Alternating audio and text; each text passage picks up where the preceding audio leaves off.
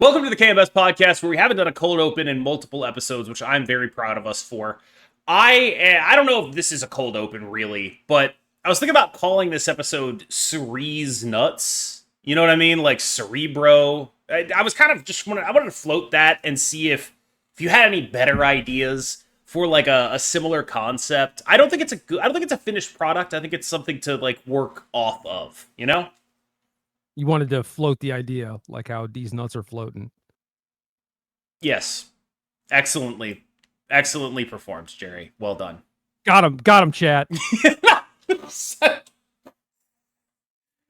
Okay. Well, now that these nuts are floating on my chin, this is a reasonable actual podcast about Marvel Snap. And we actually do have to talk about Cerebro, which is a sentence that I don't think would have been sensical to put together in any previous world that we've lived in. This is a new world wherein Cerebro is not only a reasonable deck, but sort of the premier stat checker in the game. I don't know if that makes it, tier 1 or tier 2 or whatever, but if you don't have an answer for it, you're gonna get your nuts ceresed. Well, yeah, we'll keep workshopping it. I don't know. If I keep bringing it up, eventually we'll come up with a better joke. I did the thing that I normally do, which is OTA comes out, and I'm like, I'm going to keep playing the same decks and see what's up. That did not work out well, let me tell you.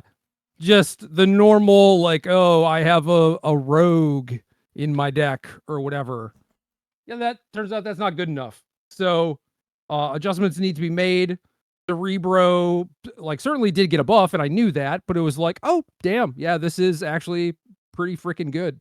Yeah, like, when you look at what I think good players expected to come out of the nerfs, was like, oh, Thanos Ongoing didn't really get nerfed, it was already good. Silver Surfer didn't really get nerfed, it was already good.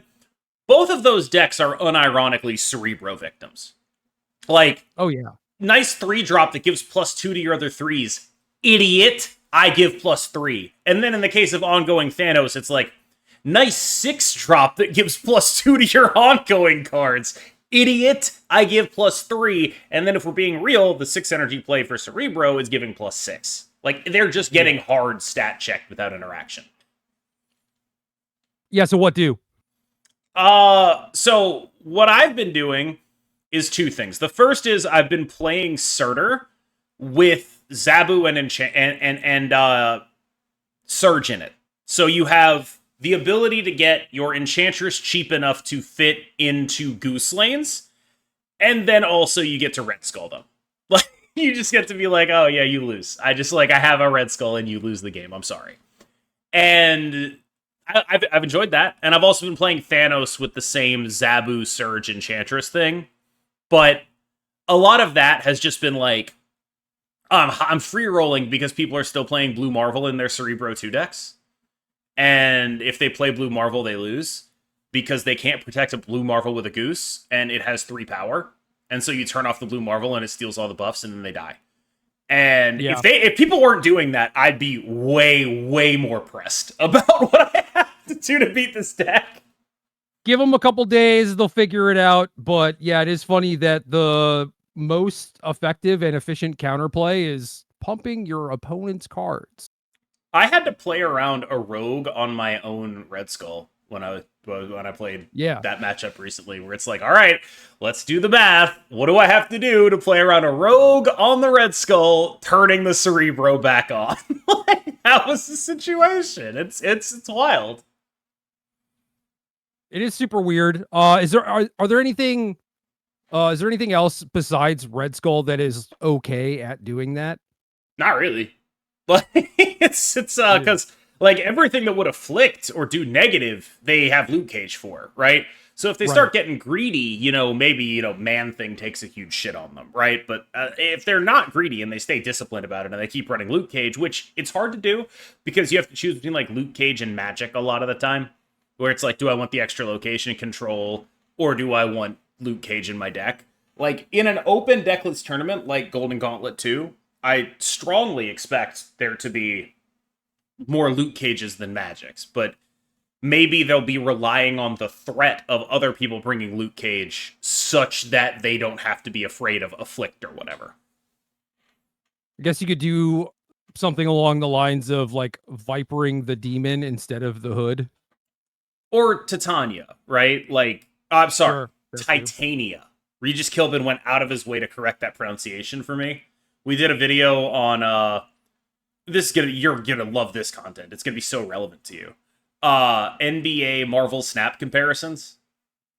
Just a thing that you definitely know about. And he brought up Titania specifically so he could say that I've been pronouncing it wrong this entire time, and I endeavor to do better, but it's just an easier way to pronounce it. It's the same. I'll tell you. Here's the first digression of the podcast. I'll tell you another card that like I don't know how to feel about the fact that I'm pronouncing it wrong.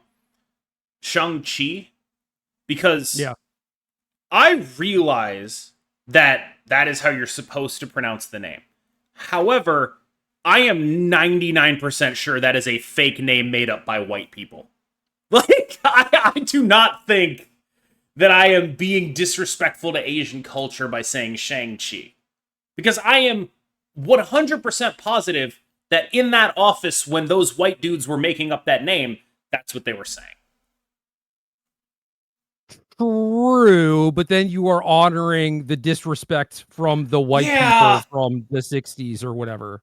Yeah, okay. I mean, like, that's a good point. I guess I probably have to stop doing it. It's just like, it feels like a weird thing, right? Because it's not his actual, it's not a real person's name, you know? And it's not even like a piece of art created by a person of that culture. It's like this voyeuristic outsider thing, you know? And so, like, to put that kind of level of cultural importance on, you have to pronounce this caricature's name correctly. I don't know. Like, I remember I've read some old Marvel comics. Like, I don't think I'm far off in calling it a caricature. Like, I've read some of the way they portrayed Asia, right? Like, the Mandarin. Like, are we going to be serious for a second? Like, they were not culturally sensitive when they were doing this stuff. And I guess I feel like a lot of the impetus for it comes from a desire to be culturally sensitive. And it's like, I guess I just wish we were being culturally sensitive about, you know, rampant xenophobia the way we are about pronouncing Shang-Chi. But I think it's a good choice. I think it's a good point. You know, I probably should start trying to pronounce it better. I should probably do that. It's just like, it weirds me out. You watch any of the movies or any of the shows, though, and you kind of get the gist in terms of what the actual pronunciation is supposed to be, at least nowadays. Yeah. And I mean, in the Shang-Chi movie, for example, like, he changed his name when he immigrated, right? Yeah. And he changed it to Sean. Yes. And there is specifically a line in the movie where it's just like, dude, you're not even trying. You just like changed a letter or whatever. I think that was actually put there to teach people how to pronounce the name. So that I do too. So that like he'd be Sean, but like you add a G, and then like you can convince idiots like me to pronounce the name correctly. Yeah, but his name's Sean. Yeah, his name is Shang-Chi, right? Shang. Just like P. Diddy, your homie. My homie? Yeah, your homie. You keep bringing him up, so I don't know. I brought him up one time in the context of Wasp being friends with him. You seem to know a lot of P. Diddy facts, is all I'm saying. I've been, little known fact about me, I was signed to Bad Boy Records back in 2001. You know, I my connections go deep with that set. That's you and Sean go way back. Yeah, me and Sean go way back. It's just that, I mean, we're on first name basis, right? Me, Sean, and Janet Van Dyne just hanging out on an island. Don't ask what island. Yeah. Yeah, you don't. Well, you know which one. You don't ask. Don't talk about. Don't ask what island. It doesn't matter. It doesn't matter what island or plane we met on. Okay. Keep in mind, in this analogy, I would have been approximately 8, which is age appropriate considering what we're talking about here. So Yep. With those terrifying implications in mind, would you care to discuss Cerebro instead of that? C2 seems way stronger, oddly. Yeah. It has all the force multipliers. Like, yeah, when the buff is the best thing you're doing, having Brood, Mr. Sinister, and Lasher puts you a cut above every other Cerebro deck because those are the force multipliers. It's the same reason you play Brood in, whatever Silver Surfer deck. It's why you play Captain Carter in whatever Silver Surfer deck. By the way, did you know the Captain Carter Cerebro interaction? Because this is super awesome. This is a super incredibly stupid layering thing.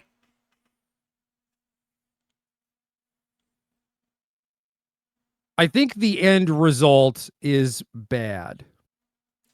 Wrong. You can play Captain Carter in Cerebro, and this is the stupidest thing I've ever said. As long as Cerebro and or Mystique are to the left of Captain Carter. Alternatively, behind her. Yep.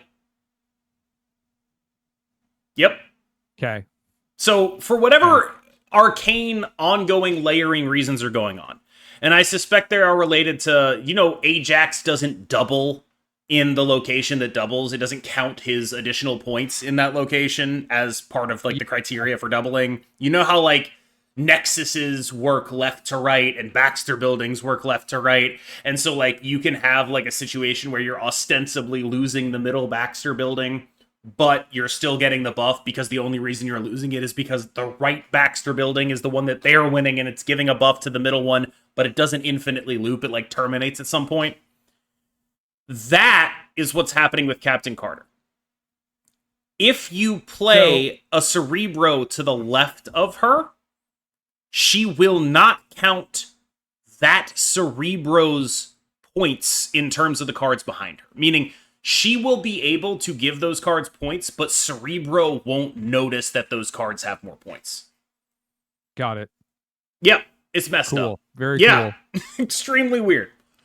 And that's left in the sense of, the first location is 1, 2, 3, 4. 1, 2 being the front row, 3, 4 being the back row, right? The order in which things show up. The second location is 5, 6, 7, 8. The third location is 9, 10, 11, 12. So if you have a Captain Carter in 10 and a Cerebro in 9, it'll work. Or a Cerebro in 10?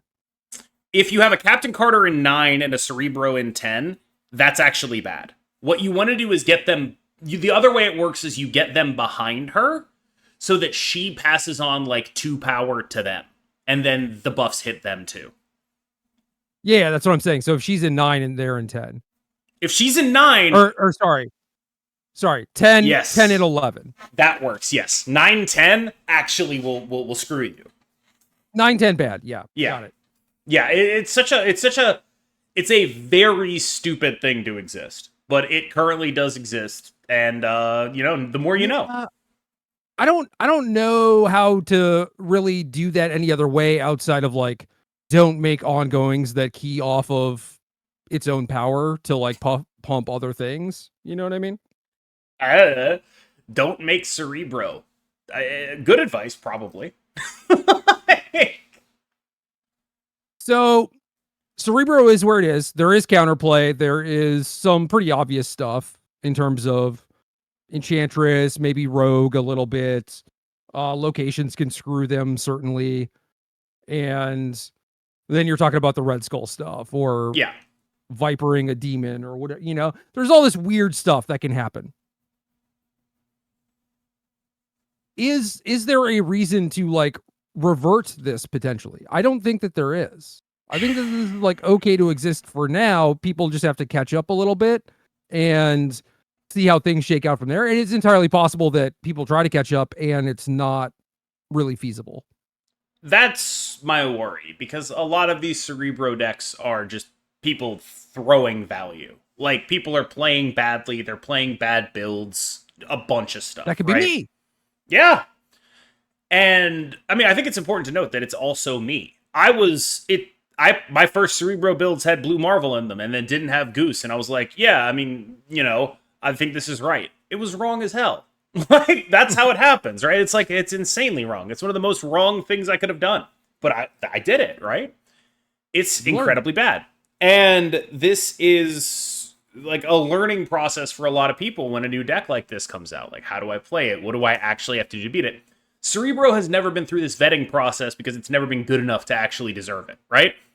This is not a deck that has ever had to be optimized because it doesn't exist in the context of decks trying to beat it, right? Like, a good deck exists in the context where people are actually trying to beat it. Cerebro has never had to exist in that context, and so it's never actually had to be optimized before. You could just do whatever, and then, it wouldn't really be a major impact to your game plan because people aren't planning to beat you. But now you're like, okay, I need Echo to turn off Red Skulls, right? Like, you've never had to think about that shit before because nobody was doing anything to try to beat you specifically. Yeah, it is super funny, but like that's kind of why I just want to let it ride for a little bit, is because this is uncharted territory. It is new. It is content, man. And I think that is a good thing. Hey, I mean, I can tell you, I'll be fully open and honest about this. During those 26 days, the later part of those 26 days with no patch was really bad numbers for me. And then as soon as the patch comes out, boom, like the stonks me. Like, it is literally like that, right? Like, Marvel Snap players crave variety, they crave interest, they crave difference. And I think what I learned from that Thanos winter that we just went through in May, was this is actually a player base that thrives on change for the sake of change.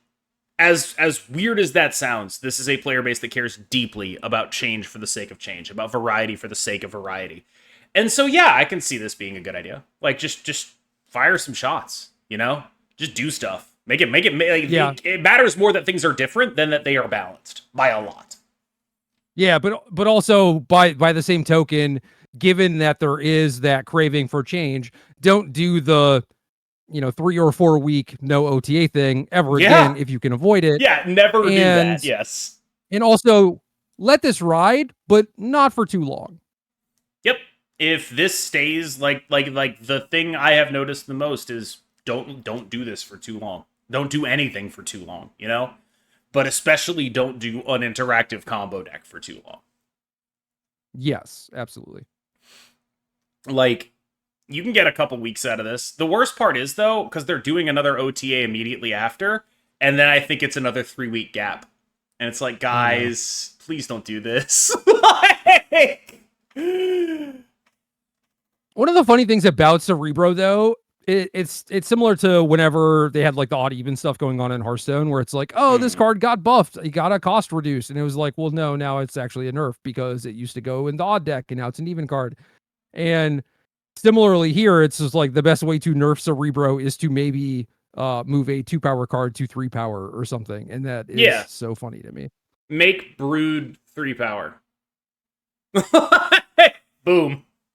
I'm a genius. I'm a god. I mean, yeah, granted, C3 is close to being a thing and all that. It is close. It's missing a force multiplier, though. Like, moving Brood to 3-power would be like we're redistributing some force multipliers. Yeah. And I think that would be good in terms of variety, to have there be not a necessarily best in slot Cerebro deck, right? Yeah, I mean, I think C3 with a Brood in it looks a lot like Surfer. Sure, and I think C3 is frankly a better and healthier deck to have in a metagame, right? It's doing... Now, granted, a lot of that is just like, it can play Mobius, like, it gets to check other decks. It gets to be a sort of mid-range deck that, like, has... Maybe you don't want to do it with Brood. Maybe you do it with, like, Mr. Sinister, Maybe you do Mr. Sinister to 3 or Lasher to 3 or both, and you leave Brood at 2, and then you're like, Cerebro 3 now has some force multipliers. And now they can actually compete, because, like, Cerebro 3, as far as I can tell, it beats the hell out of Cerebro 2, and then not much else.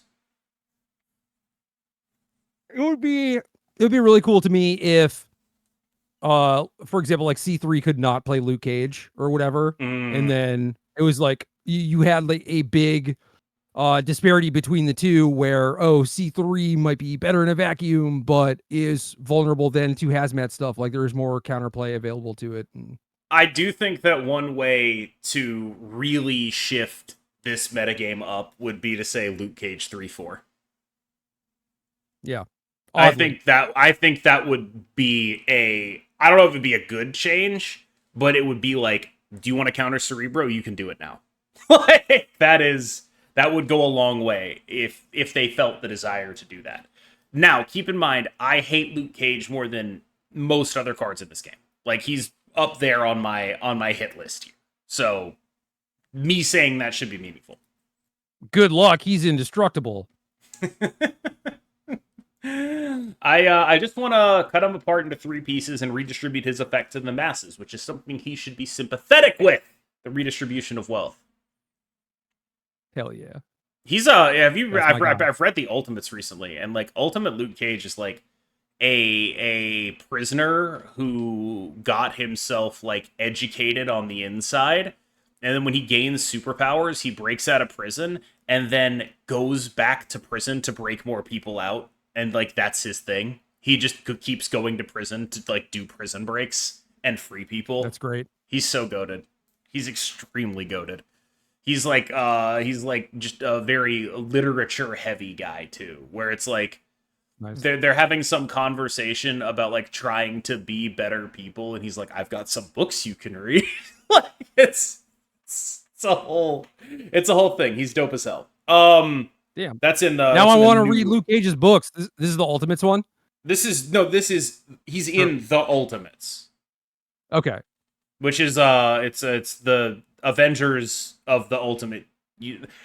Marvel canon sucks. Okay, so the Ultimate Universe was originally this place where people could like. What ended up happening was basically like it was like our imprint in like it's the year 2000. We got to be edgy. We got to like make people's stories easier to understand. So what they did was they did the Ultimate Universe, which was like a different canon, right? And everyone in it is like the edgiest, most annoying piece of shit of all time. There's a famous panel of Captain America where he's going, "Do you think this letter on my head stands for France?" And it's like, that's the Ultimate Universe. And it's very post 9/11, right? The cool thing about the Ultimate Universe is Ultimate Spider-Man, the Brian Michael Bendis Ultimate Spider-Man, widely regarded as like one of the best runs they've ever done. And then every time he interacts with anyone else from the Ultimate Universe, it's like, oh my god. Like, there is a scene where Ultimate Hawkeye, like, drugs him. It sucks. It is such a pain in the ass. Now, other thing the Ultimate Universe gave us was Miles Morales. Because at the end of Ultimate Spider-Man, Ultimate Peter dies. And that's when Miles starts being a thing, right? Okay. And this is and then in 2015 they did Secret Wars, which is probably what they're adapting in Doomsday, and Secret Wars was the 2015 Secret Wars, which is there's a dude in every universe named the Molecule Man. He's a little bit insane. His name is Owen. He is a bomb effectively placed there by the Beyonders, who are God or whatever, right? And if enough of him exist, all the universes blow up because there's too many universes and they're incursioning on each other, and that's bad. And what ends up happening is Doctor Doom figures this out, saves the universe in the sense that he cobbles together a bunch of universes together, and like builds his own universe. He calls it like Battleworld, right?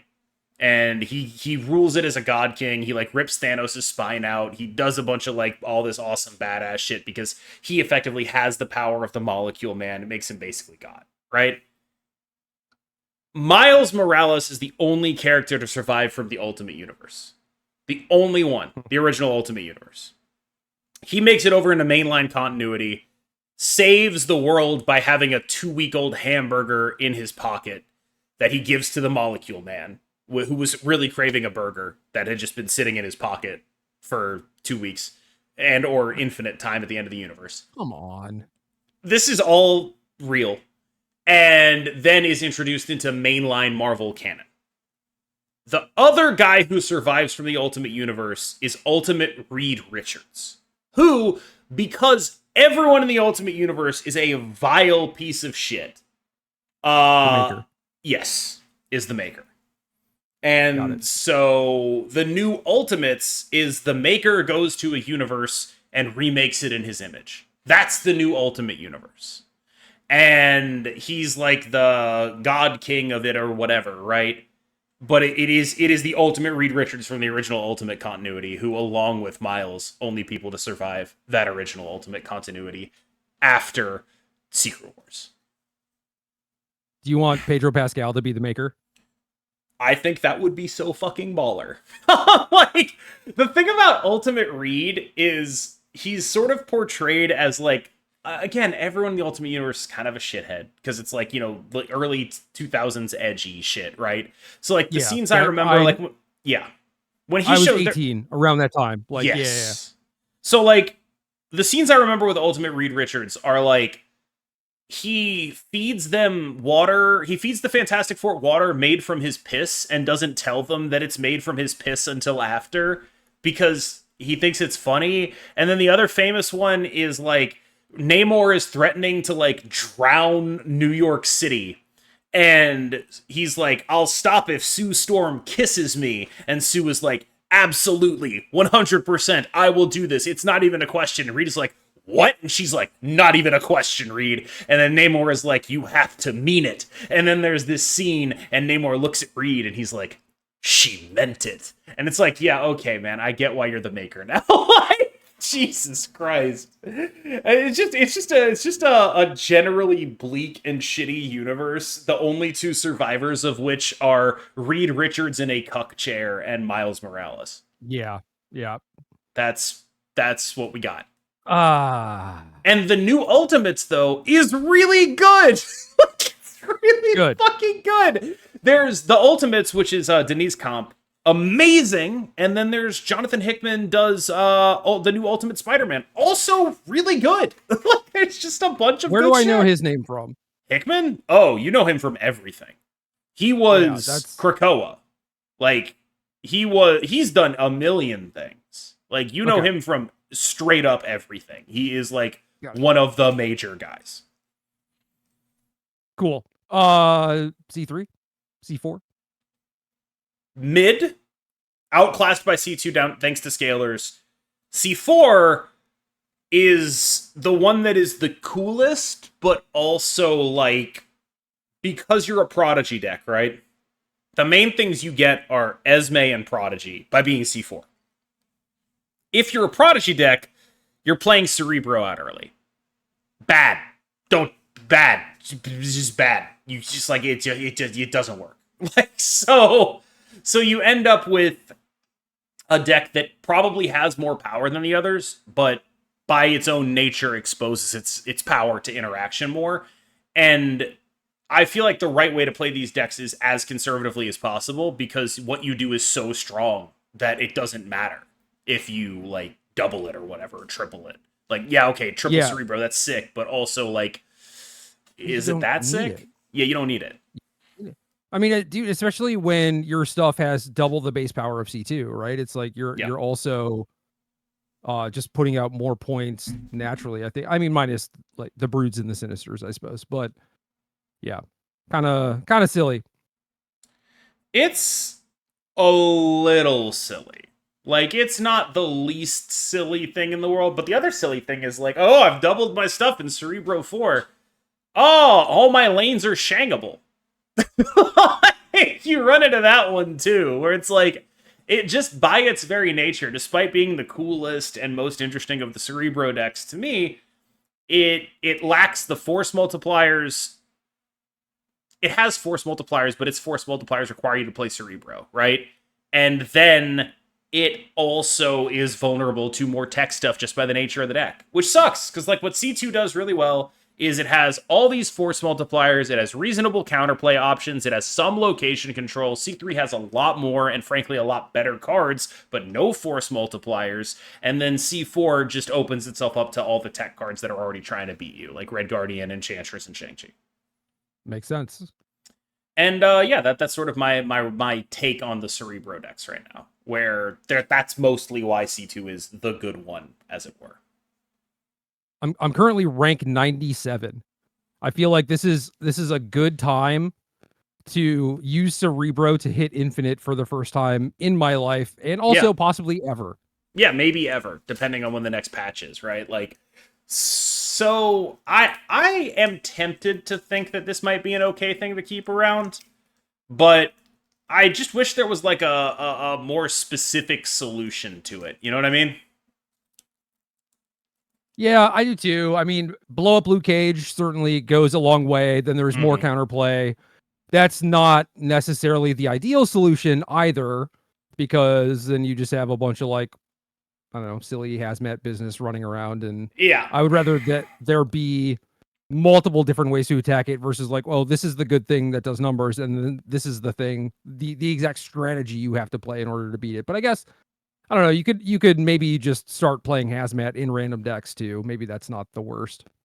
Yeah, I do think like Luke Cage 3/4 is a really interesting way of balancing between the Cerebro decks, where it's saying like you can play Cerebro 4 if you want. That still has Luke Cage, but you're gonna be more vulnerable to the other stuff. And I think that's probably an okay thing to do.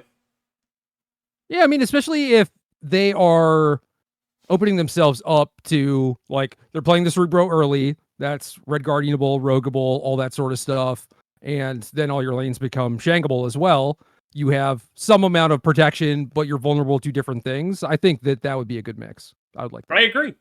Like I think I'm talking myself into that Luke Cage change, basically. Yeah, I mean, assuming we can't get what we actually want, Which is cut them up into 3 pieces.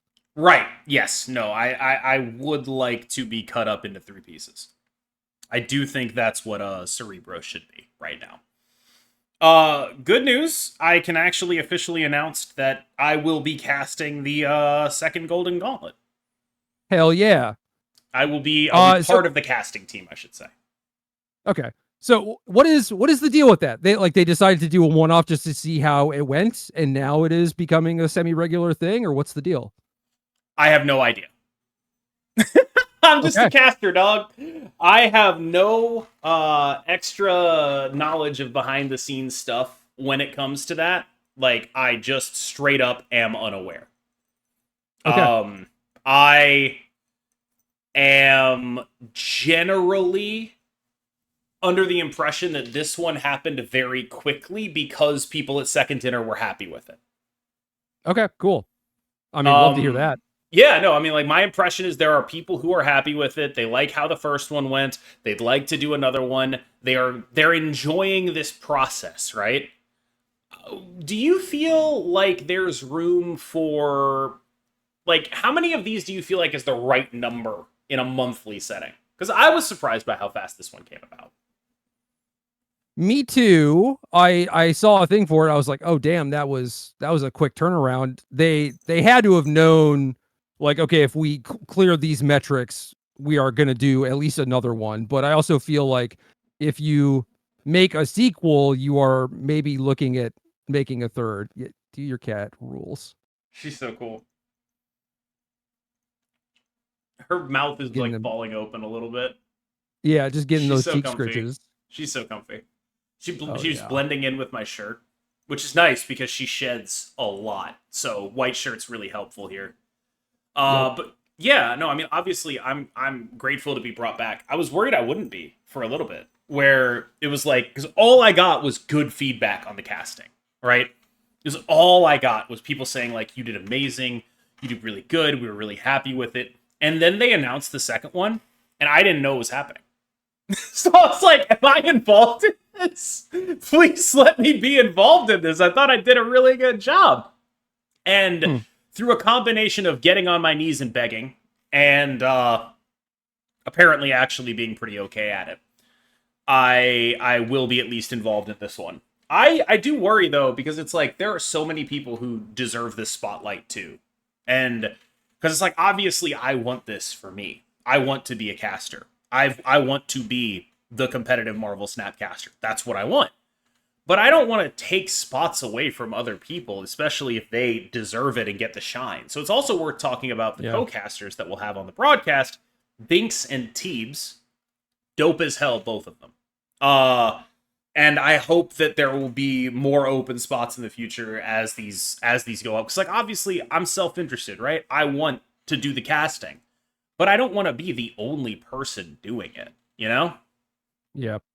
No, I feel you there too. I mean, if I don't know how many people they are looking at or considering or whatever, but a thing that I have done in these sort of situations is just like I can just sit one out and give someone else a shot, you know, if I don't need it for, you know, rent purposes or whatever. It's just like I am certainly in a very privileged position. Hopefully there will be more of these, et cetera, et cetera. So Yeah. I have like I guess my ambition is to be like the caster of competitive Marvel Snap. And like in a sense, I think it's reasonable to look at me and be like, "Oh, that's the competitive Marvel Snap guy." Right? Like that's pretty much what I do. Right? Like I'm the competitive Marvel Snap guy. If you talk about a content creator, that's what I do. And this is a competitive Marvel Snap event, so it makes sense, right? But it does sort of feel like, you know, obviously I really want this. And I guess I sort of feel like if I don't keep the momentum going, I don't know, I'll be replaced. There'll be like someone else who's better. And it's like I don't know where to balance my desire to build the community with my desire to my ambition to be like the best at this, you know? yeah. Yeah. I don't know. I hope that this does well. They make a third, a fourth, etc. And maybe that inspires other folks to kind of step up and do the same thing as well. And then there's a bunch of opportunities for folks, including yourself. You know, like I would certainly love to see this space grow. Okay, I guess we could talk about that. I got a comment recently. I described something as hack deck building. I think it was like just slapping a card in like whatever was already good and then being like, look at how good my deck is, right? And someone in the comments got angry with me. He was like, I can't believe you, like, why would you call it, why would you say a hack, right? Like, why, that's such a rude word. Why would you do that? And then I was like, I don't know why are you reacting so heavily to the word hack? And then they said, well, because my 8-year-old did exactly that. And are you calling my 8-year-old a hack was basically the implication. It's like, first of all, I want you to know, 8-year-olds, by definition, not allowed to be hacks. Like, that's just not what 8-year-olds can be. Yeah, you're not. I don't think your 8-year-old is doing a thing and then claiming it to be like high art. Yeah, I think right? the thing is that like the point is that like a Marvel Snap content creator, if they're coming up with the same idea as an 8-year-old, might be a little bit of a hack.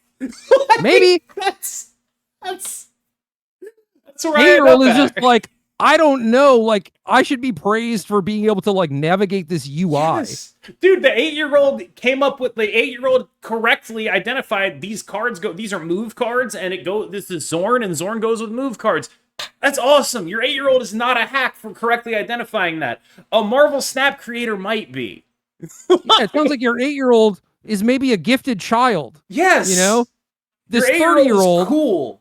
Who people, you know, give money to effectively to watch their content is just like your 8-year-old is cool. I am not. I am the hack in this analogy, right? Not your 8-year-old. Anyway, I found that incredibly endearing because, first of all, as someone whose dad was pretty checked out, being caring enough to like defend your kid's honor in that context is awesome. It does rule. Shout out. It rules so hard. Shout out to that guy. Like, I want to be explicit about that. I'm not dunking on him. I'm dunking on the idea that I'm walking around calling 8-year-olds hacks. I think that's just a hilarious concept. Like, it is really funny. It's so funny. Like, oh, I'm gonna go down to the playground and heckle the kids playing Yu-Gi-Oh! Yeah. Like, hey, don't you know Exodia fucking sucks, idiot? Yeah, y'all are weak ass duelists. Get out of here. You're a third-rate duelist with a fourth-rate deck, but like unironically to a child. I love the mental image that gives me. That's just one of the funniest things I've ever that has entered my brain. That is one of the funniest things I've ever thought about. I mean, that is the archetype of dude at the LGS, right? Like big fish, small pond kind of thing. It's just like that is satire, certainly. Mm-hmm. But I mean, if they stumble upon like their cousins or whatever, you know, nieces, nephews, like they would definitely participate in that behavior. Like that would actually just be good content of like I this just, guy, you know? yes, like I love the idea of a sort of flanderized version of myself who would call an 8-year-old a hack. Like that is one of the funniest. Like it's a Tim Robinson sketch, right? Like it's insulting. Well, I don't know child. that, but like you're like, yo, I peaked at rank 72. You know, again, not like the legend number 72, the mythic number or whatever, but like I did not get full rewards this season. I did not hit infinite. And you're making fun of a kid for being like rank 30, and they're like, I downloaded the game today. That would be so good.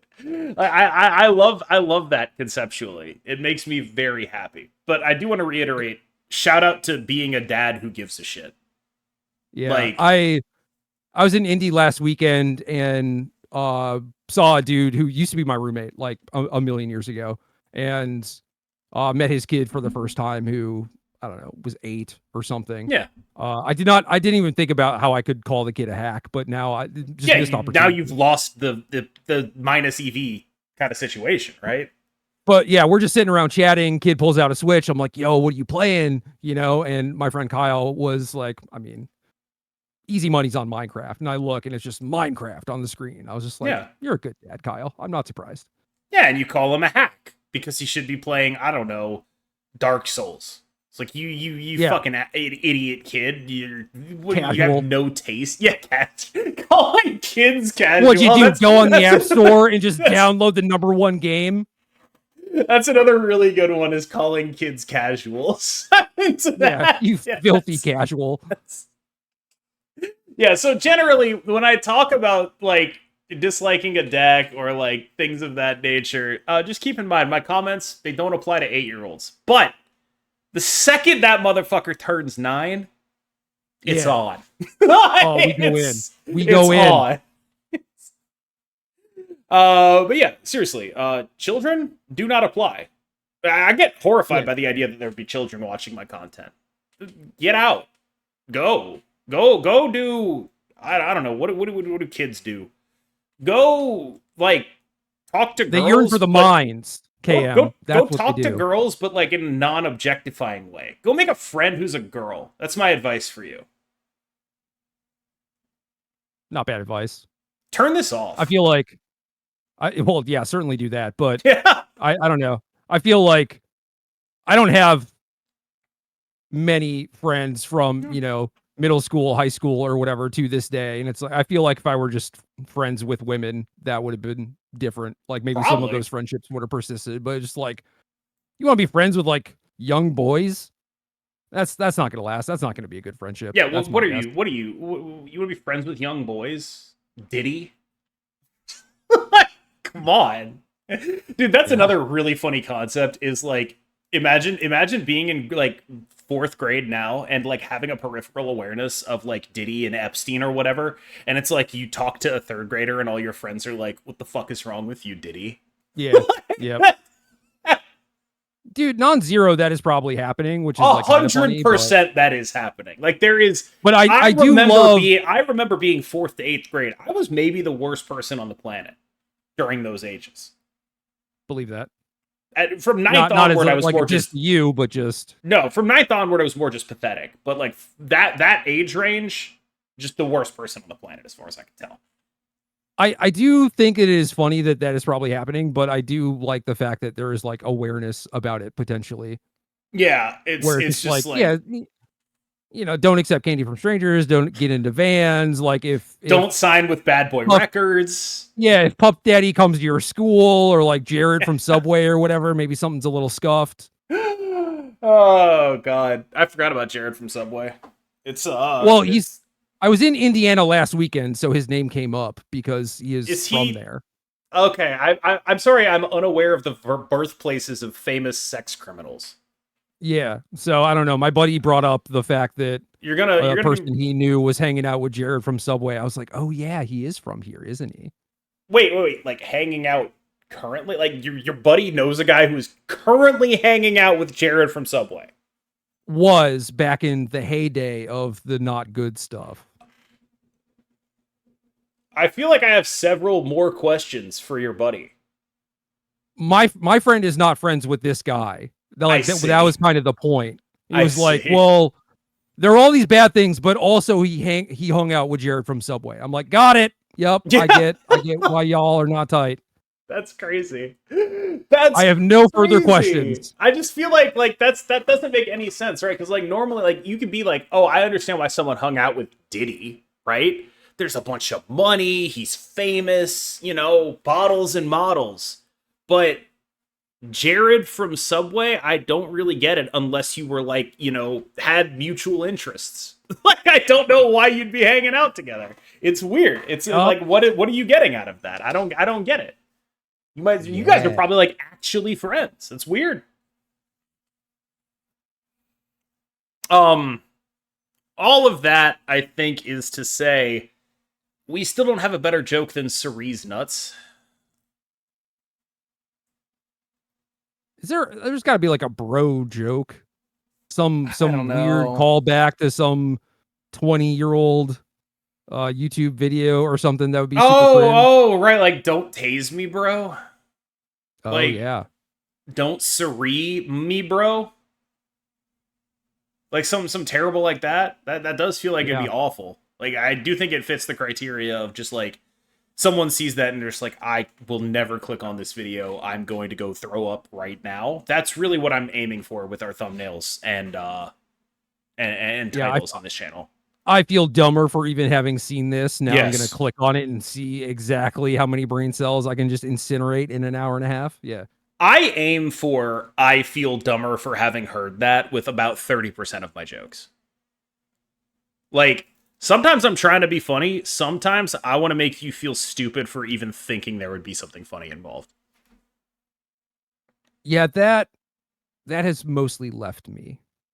That like, oh, he is clearly winding up for a joke. The anticipation. It's going to be so hilarious. And that, I don't feel that way. You don't feel the anticipation anymore? No, well, not the anticipation of like, oh, this is going to be a good one. Yeah, because I don't have good It's ones. coming. Yeah. It's coming. He's the punchline is here. It's almost here. I can't wait. I'm so excited. I'm like, oh no, just dread. Yeah. It's something like about Ben Shapiro or Elon or RFK is coming. Maybe a little Matt Walsh curveball, I like how it's just like 4 D-list conservatives. You know what I mean? Like, I don't even have a good Trump. There's nothing I can say. Like, it's impossible to make jokes about Trump because the reality is funnier than your jokes. Like, you can't make fun of him because his existence is funnier than the joke you made about him. It's impossible to do. But like these other guys, these like bearded, suited, skinny pants wearing like modern conservatives, there's a million jokes because there's like a fundamental level of self-seriousness that despite all of Donald Trump's everything, he does not have. Yeah. And I can't really explain why it is that his very existence is funnier than anything I could come up with. But there's basically nothing funny about a J.D. Vance's existence. And there's nothing funny about an RFK's existence. And there's nothing funny about a Matt Walsh or a Ben Shapiro. But Donald Trump is just hysterical by virtue of existing. Like, just the concept of that guy. He is the human equivalent of, like, going to a park to call an 8-year-old a hack. Like, that, he would, yeah, that's him. That's what he does. Yeah, you can't be satirical about him or his life or whatever. Like, he has made that impossible, which I guess is impressive in its own way, but he actually did. Now that I think about it, the equivalent of calling 8-year-olds hacks. Do you remember all those tweets that he had where he was like talking about how like Robert Pattinson shouldn't take back Kristen Stewart because she cheated on him like a dog? They were like 14 or something. He was doing that. Like, he was doing the calling 8-year-olds hacks bit. Like, you can't. There's no Flanderized version of him. Do you remember when he asked a kid that if he still believed in Santa? Because once you're 7, it's a marginal issue. He was like, "Oh, it's marginal whether or not you believe in Santa at the age of 7." That's like, you can't write that. Like, I can't make fun of that. That is the joke. That's the joke I would tell about a guy like that. Yeah, his real life punchline is always just gonna be funnier or hit harder than whatever you could come up with, which is just obscene. It's an incredible superpower to have that nobody else seems to have. And I really do wonder.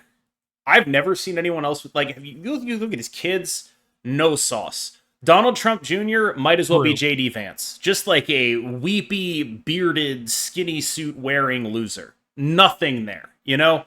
None of these guys have the sauce. They need someone else who is their own punchline, or this whole movement is going to faceplant when they have to, like, I'm sorry, but you can't take a JD Vance seriously as, like, the leader of the movement. Like, no. Come on. You just can't do that.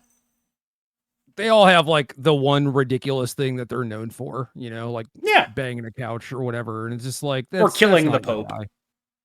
Yeah, well, I guess that one's better. Yeah. Yeah, but there are jokes you could tell about that, right? Because that's funny, right? But if it were Trump, he'd probably tweet out something like, "That's what happens to my enemies." And then you couldn't make jokes about it anymore because it was just like, all right, well, there's the joke. He already did the joke. Maybe he believes it too. He's just like, well, that guy criticized me, so I just put the voodoo hex on him, you know? And... yeah, like, it's just, I don't know. It's remarkable. So that's why I picked the easier targets, because I got nothing for the big man. There's not a joke I can make in the world. I would have to be very sincere, and I don't like being sincere. But if we're going to be sincere, he fucking sucks shit. No jokes. He just sucks. Word. Yep. It's one of those things where it's like you tell, like, the joke or whatever, but it's actually real. And it's like, nah, it is just actually depressing. And it's like a somber moment. Like, that is where we are. That is the state of things. There was an ICE raid in my city the other day. Fucking sucks. They had, like, people zip tied and shit. And as far as I'm aware, the reason behind the ICE raid was that there was construction being done. And as far as I'm aware, the people who were doing the construction, i.e. the workers, those are the people that got, ICE raided. And the people that hired those workers, as far as I'm aware, are not in trouble.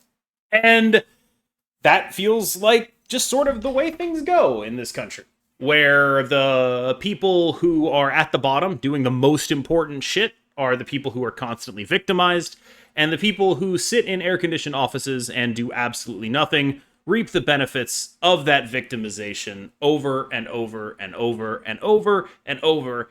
I will acknowledge I say this from my air-conditioned office. Yeah. But you are not really, or at least trying not to, exploit people in your air-conditioned office. So someone donated a bunch of subs, and I was like, brother, you have to stop. This is not a financially responsible decision. As much as I appreciate what's happening right now, there is no actual way this should happen. Yeah, like, first question is just like, are you an oiler? You know? Like, do you come from oil money? If not, probably I need to make sure that you have a number after your net worth that has 7 zeros on it before I'm comfortable with that, I think. Where it's like, I need to make sure that you are not, that no one else, I am the least important person in the world. Like, I do not matter. And there are so many causes and charities that do. But yeah, like, it does sort of feel like a lot of our economy is based on, how are we going to trick the next person out of money? Keeping in mind that a lot of mine is based on subs and ads, which is basically the same thing. Yeah, I had a talk with Patrick Sullivan briefly a while ago about, like, my very large disdain for stuff like Patreon or whatever. Mm-hmm. And this is like, I now have a Patreon. I've had one since, I think, 2016. And this was before that. And I think he normalized it a little bit for me which is like kind of good, but also I still feel similarly where it's just like, in theory, this is, cutting out sort of the middleman where you just end up enriching people for no real reason. And even to that degree, like Patreon is still taking 12% or something. So that is still happening, but just on a smaller scale. And it's more direct. People feel like they have more of a direct connection when they are subbing to someone or just donating directly to a Patreon or whatever. But like, it makes me feel really goddamn uncomfortable. Yeah. Where like someone gives me, $20 a month and then talks about maybe some of the stuff that they're going through or whatever. I'm like, please, dear God, cancel your subscription. Yes. Like if you're in any kind of situation similar to me, I feel like your money should go to you. Like, that's sort of how I feel about it, right? Like I don't know. I am extremely grateful for all the people who support me, but it does, like, obviously I don't think I think it's like $6.99 now on Twitch, which is nuts. Yeah. Oh god, can I complain about something? Sure. The new Twitch app fucked up my whole thing. It used to be you go into the stream manager on the app and I would be able to see the activity feed, follows, donations, subs, all that stuff, and the chat at the same time. They updated the app. You can't do that anymore.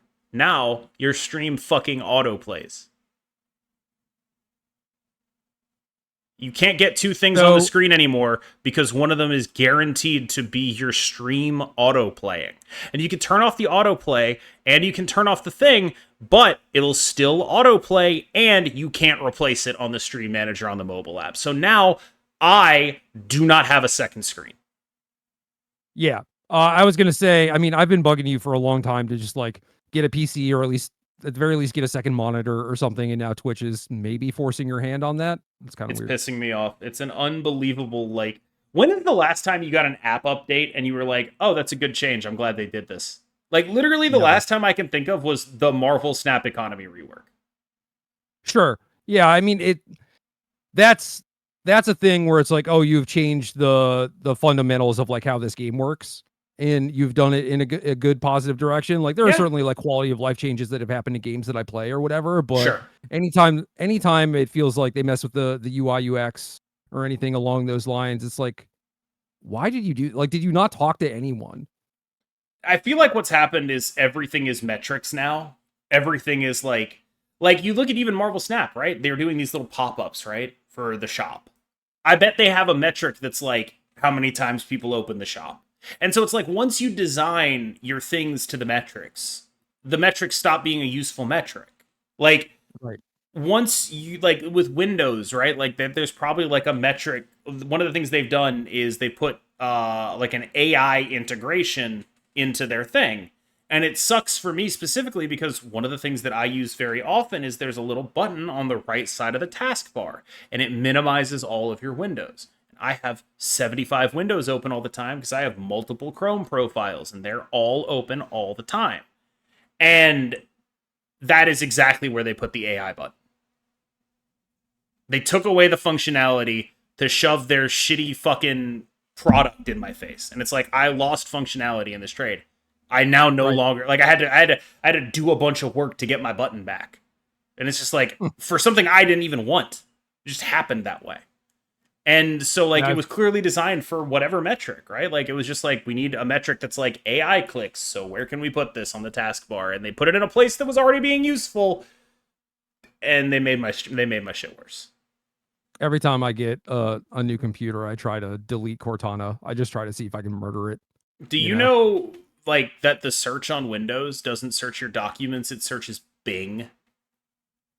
If you try to search for something on your computer using Windows's built-in search, it will open an Edge browser in a Bing search instead of looking on your computer for the thing you're searching for. Yeah. Thanks. You did, and like again, like it's some metric, right? Like this improved their Edge usage or Bing usage or whatever. Look at the metric, look at the numbers going up. You see this with Google. Google realized that if they made their searches worse, people would have to do more searches, which puts them on Google more. So they Then you did see that. more ads, and then they get more ad Yes. money. And, Yes. Like, these companies have all realized that the way to make us use their product more is to be the only thing that is that product and then make it shittier forever. It's pissing me off so bad, man. Like, it's Oh, unreal. yeah. I mean, there were like rumors for a while about, like your phones are basically built to die in 2 or 3 years or whatever. Yeah. Like either the battery goes, and it's just like, sure, surely they wouldn't do that. I mean, that's just, oh shit, that's real. Yeah, I mean, on the subject of planned obsolescence, right? Like, in a way, that's what Marvel Snap is designed around. Kind of. I mean, that's most like TCGs in general. I think like there Yeah, has to be some amount of like power creep and churn and whatever. And I think Snap does a pretty fine job in terms of like buffing old things and finding ways to make old cards relevant. Obviously, you need to push the new cards. You still need to sure. I mean, continue selling things, but we are in a Cerebro meta right now. Obviously, they're doing something right. yeah. And I mean, cards like Brood, for example, it's like that has been a thing to build around for quite a while, and we have not gotten to Brood 2 yet, thankfully. So Sure, it is and cool. I guess it is overly cynical to say Marvel Snap is built around planned obsolescence. That's a I think that carries connotations that are not. I was trying to do a good segue. All right, like I'll I've be played games honest. that have been I've played games that have been built around that, like directly, and it's just like, oh my god, this is so in your face and awful. Have you noticed that our tongues are different colors? I did notice that. Like That's sick I as know that hell. you have the cough drop thing, and Yeah. then I drove an hour and a half this morning back home, So you and I drank had some. battery acid? No, I had a bag of only blue Sour Patch Kids. I was just Oh chomping yeah, on. that'll do it. That'll do it for sure. I was wondering if that was a drink because you're like the energy drink guy. You've got Well, yeah, some and then I came home horrific. and grabbed one of these, but it's blue can, but it's actually kind of pinkish. So Interesting. I that the aesthetic. I really this is a super nerdy thing to say. I wish someone would do a study on the aesthetics of energy drinks. Like, they probably have, right? I would love to read a study about the aesthetics of energy drinks. Just like, why are they like, I want to read the marketing copy for like, all right, this is our new energy drink. It's fucking cheetah print. All right. Or the going the other way, right? Like you look at the Logan Paul energy drink where it's like, this is our new energy drink. We want it to be taken seriously. So it's going to be like in a serious bottle with like some colorful stuff on it, but fundamentally similar to like a Gatorade or something, right? Yeah. Whereas like Bang Energy or Red Bull or whatever, they're just like, drawing dicks on the can. And like that's I wish I had insight into the marketing departments there. I do actually kind of want to know. I'm sure some of it is fascinating where it's like, oh, this, tiger related imagery Yes. tends to convey this to the audience or whatever. But then there's just got to be so much like pee pee poo poo, like you are just saying nonsense, like Yeah, but quote like unquote I want to bullshit. read that too. It's like, It check it out, it drawing a reads dick on the can. it reads like a horoscope kind of thing, where it's like this is just Right. nonsense bullshit. Yes, yes. It's just like it's so generic as to be applicable to basically anything you discuss. That's the sweet spot, right? I wish I was good at getting in that sweet spot, Like I wish I had the appeal of a horoscope. KM, how is the strange supreme Thanos list? And it's just like, It's well, if you are a gamer, a person yeah, if who you draw enjoys Marvel well, Snap if you draw and playing well, games, and yeah, just random bull, you can just be like, I've got then this. it is a deck. I've got this. If you draw well and play well, it's very capable of pulling out wins against many of the top decks in the metagame. A statement that is true of more or less anything. Yeah, like you click on a card and hit make me a deck. Yep, it's true of more or less anything, right? And Lord knows my buddy Butt is the living proof of that sentence. I think that's where we're going to end it today. Thanks so much for coming with me on this journey that started with Cerebro, or Ceres Nuts, I should say, and then got to, I want to say, complaints about the nature of go-getting actually working, JD Vance versus Donald Trump, and whatever we just talked about, Bang Energy drawing dicks on cans, are the colors of our tongues. Wide-ranging podcast. I hope you enjoyed it. We'll see you in the next one.